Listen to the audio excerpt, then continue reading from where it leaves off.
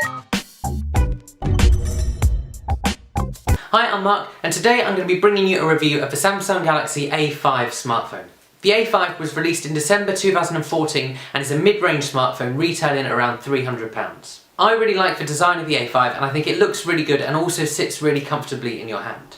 On one side of the A5 you'll find a lock button and slots to enter your nano SIM card and micro SD card.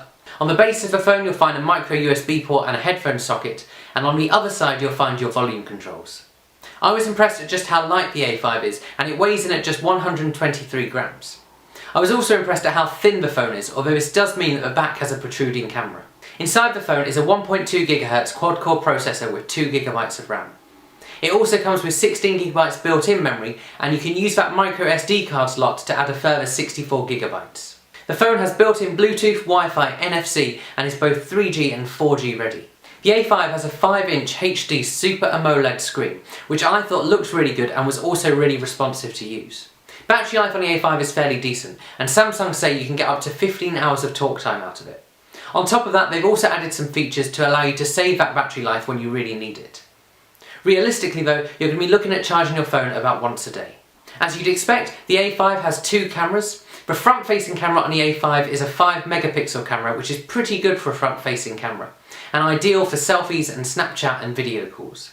The rear-facing camera is a more impressive 13 megapixel camera with autofocus and LED flash. This camera seems to take pretty decent photos, and if you compare it to the Galaxy A3 8 megapixel camera, you can certainly see the difference. The rear-facing camera can also take full HD video. The Galaxy A5 runs Android KitKat, which is easy to get used to whether you've used Android before or not. The built-in apps make it easy for you to make calls, send messages, browse the internet, manage your diary, and get directions to places. The media apps also make it easy for you to listen to your favourite songs, to browse through your photos, and to watch videos on that 5-inch screen.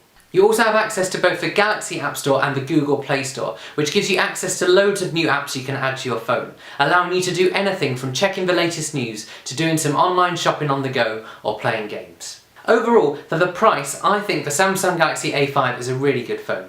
The screen looks great, it's got a nice design, and it's pretty responsive to use as well.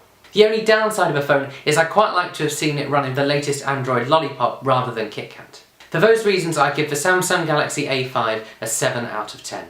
I hope you found this review helpful, and I'll see you guys again soon.